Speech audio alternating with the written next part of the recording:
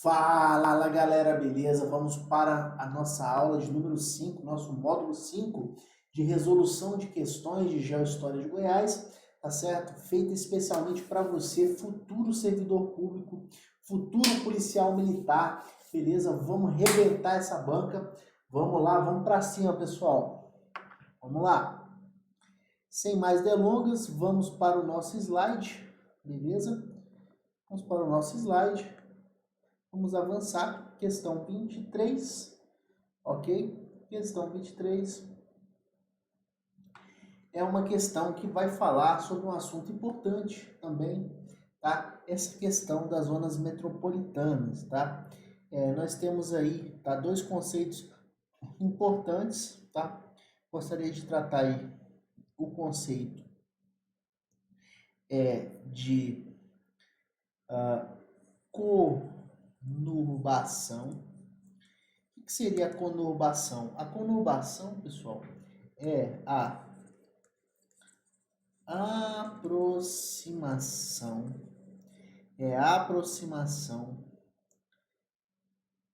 e crescimento dos municípios.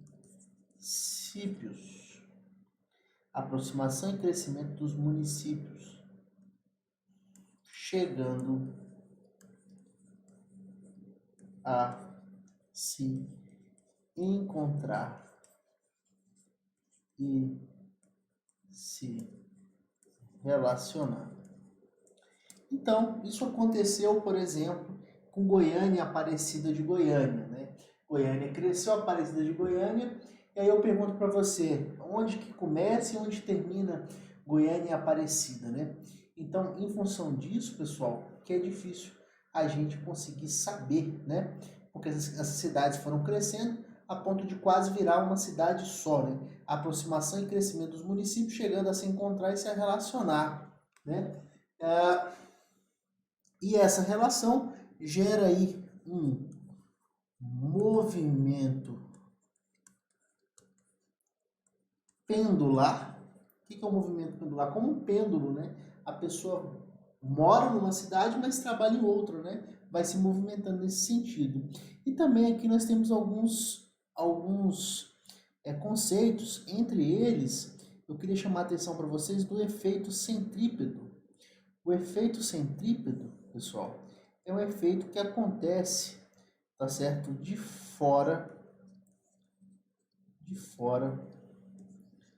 para dentro. Nós temos o efeito centrípeto e o efeito centrífugo, beleza? Então, nós temos o efeito de fora para dentro e o efeito de dentro para fora, tá ok? Então, é importante a gente pensar essas questões justamente para a gente não errar, tá certo? Esses efeitos, né? Então, o que seria em termos, vamos dizer assim, é um conceito da física, né, sendo aplicado aí. O efeito centrípeto, né, é um movimento que tem a tendência de se afastar do centro por rápidos movimentos de rotação. Força centrípeta se refere a uma força presente em movimentos circulares, responsável por alterar a direção e o sentido da velocidade linear. Força centrífuga é uma pseudoforça que ocorre em um diferencial de não inércia que se encontra na rotação e efeito decorrente da inércia. Tá? Então, esses conceitos físicos, tá? Eles acabaram se relacionando com a geografia, tá? Informando essas questões. Tá? Então, a força centrífuga, aí, quando eu trato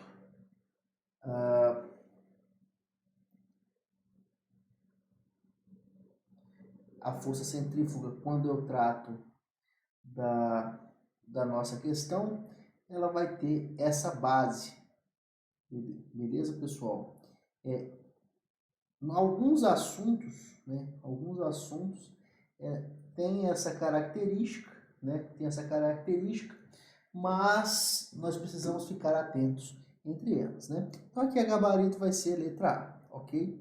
Questão 24, tá? Que é a parte de localização dos bairros, né? Nós temos a localização de Goiânia, né? E esses bairros aqui, ó, o bairro Marista e o bairro Bueno, tá? Eles fazem parte da região sul de Goiânia, tá? Então aí você consegue se localizar. Normalmente a região sul, ela tem mais prosperidade econômica, costuma ser, tá? Então, como aqui no caso do setor Marista e setor Bueno, tá? Então ele pergunta aqui, os bairros Marista e Bueno fazem parte da região norte de Goiânia? Não, muito pelo contrário, né, pessoal? Questão errada, eles fazem parte da região sul de Goiânia, beleza? Vamos para a nossa questão de número 25, tá? Uma questão da FUNCAB, tá? Falando aí sobre alguns pontos, né? Vamos falar aí sobre cora coralina, tá? Vamos aqui falar um pouco sobre cora coralina, tá? Vamos trocar uma ideia sobre isso. Pessoal, cora coralina, pessoal, é uma personalidade de Goiás importante, tá? A cora coralina, ela começou, tá, a sua vida de poesia no sentido de ser reconhecida quando Carlos Drummond de Andrade deu essa oportunidade e passou a reconhecer ela. Ela começou a sua vida já na terceira idade, ela escrevia antes, mas foi na terceira idade que ela conseguiu notoriedade, né, participando de programas de televisão e tudo mais. Uma poesia simples, né, pessoal? Uma poesia que qualquer um conseguiria entender. O Carlos Drummond de Andrade criticava muitas vezes a bossa nova, né, por ser muito elitizada, então a cora coralina teve essa característica. Pergunto para você, qual foi o único goiano que entrou na Academia Brasileira de Letras? Cora coralina? Não, errado. Foi um outro goiano chamado Bernardo Ellis, tá? Bernardo Ellis foi escrivão de polícia, foi policial civil, tá? E durante a sua vida também foi escritor e escreveu um livro muito importante que virou novela, depois virou filme, né? Chamado O Tronco, tá? E esse livro foi extremamente premiado, tanto no Brasil, né, como internacionalmente, fazendo até mesmo Bernardo Ellis a fazer parte da Academia Brasileira de Letras, sendo muito influenciado também pela Semana da Arte Moderna, tá certo? Importante porque esse ano vamos comemorar aí 100 anos da Semana da Arte Moderna. Beleza, pessoal? Essas duas personalidades são importantes aí no nosso estudo. Beleza? Então vamos lá, vamos voltar para a nossa questão. Beleza? Cora Coralina, em um trecho do seu poema Minha Cidade, faz a seguinte referência a Goiás. Goiás, minha cidade, eu sou aquela amorosa das tuas ruas estreitas curtas, indecisas, entrando, saindo uma das outras. Muitos consideram Coralina como a escritora que melhor descreveu os becos de Goiás, o modo de viver do povo goiano, né? Muitas das vezes uma forma simples, né? Mas não simplista, né? Do povo goiano. Em sua homenagem à cidade histórica de Goiás, Velho foi tombado pela Unesco porque se trata de um ponto de vista arquitetônico, de um conjunto urbano que reflete. Então aqui, pessoal, a questão começa a falar sobre Cora Coralina, no finalzinho ele muda, né? E fala o que ele quer, ó. Em sua homenagem, a cidade de Goiás Velho foi tombado pela Unesco, que se trata do ponto de vista arquitetônico de um conjunto urbano. Então essa cidade de Goiás é um conjunto urbano que reflete o quê? Uma forte influência da dominação francesa? Não, né, pessoal? Não tem nada a ver com a dominação francesa, né? Nós temos a presença dos portugueses aqui, né? Traços arquitetônicos do Aleijadinho? Não, também não, né, pessoal? Nós temos aqui o Aleijadinho de Goiás, que é um cara chamado Veiga Jardim. Veiga Jardim, beleza? Importante dar uma pesquisada sobre esse cara. Cara importante aí para a arte colonial, beleza? Para a arte colonial. Estilo copiado de cidades europeias, não, né, pessoal? Não chega a esse ponto, né?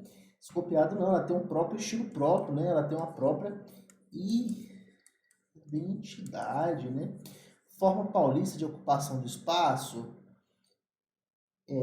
por mais que tenha saído, né, de São Paulo, né, que na época se chamava São Vicente, eu não poderia dizer que é uma forma paulista de ocupação do espaço, né? Porque aí eu também estaria ferindo a questão da identidade própria, né? Identidade própria. Característica da economia mineradora é perfeitamente isso. Não idêntica, né? Como a gente viu uma das questões, mas com certeza tem essa característica, sem sombra de dúvida. Beleza, pessoal? Tranquilo? Vamos avançar aí? Vamos avançar? Questão 26. Opa, falando sobre o solo goiano, né? O solo do território goiano sempre foi considerado inadequado à agricultura, porque possui elevada concentração de alumínio, elemento tóxico para muitas espécies agrícolas, né? Lembrando mais uma vez, né, pessoal, que o solo de Goiás, ele é ácido e pouco fértil, né? Inclusive ele é considerado um solo latossolo, ou solo de terra vermelha, não é isso? Por isso que se utiliza a técnica da calagem, não é isso, pessoal? Eu coloco aí um pouco de calcário, né? Para reduzir a acidez do solo. Beleza. O processo adotado para... Cadê? Elemento tóxico para muitas espécies agrícolas. O processo adotado para a recuperação desse solo foi a utilização agrícola, a utilização de sistema agrícola semelhante ao praticado no sul de Goiás? Não, né, pessoal? No sul de Goiás nós temos outras características, né, para a plantação, né? B, a adoção do rodízio de cultivo de soja para cana de açúcar e café? Também não, né, pessoal? Também não, nós não temos esse rodízio, tá?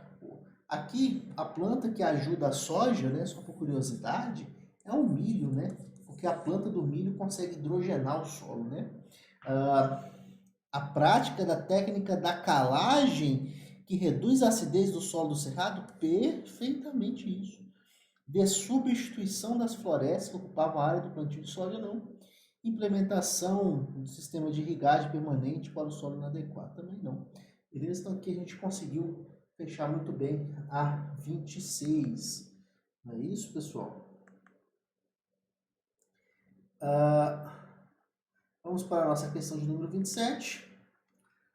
Em 1988, Goiás foi dividido e sua porção norte passou a construir o estado Tocantins. Tá? Lembrando, pessoal, que Tocantins, o Toca, né? Tocantins, ele surgiu, tá?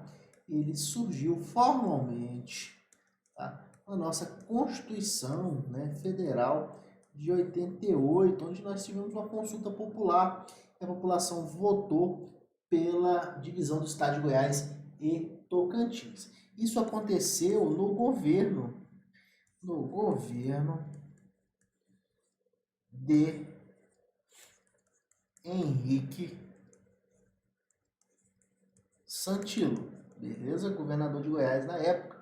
Tá? Um outro evento importante do governo Henrique Santilo é o desastre SESI 137. Outro assunto também de muita importância aí na nossa análise, beleza? Beleza, vamos lá. Goiás foi dividido e sua porção norte passou a construir o estado de Tocantins. Outro ponto importante, pessoal, que Tocantins, ele surgiu em 88. Porém, nós temos na história de Goiás vários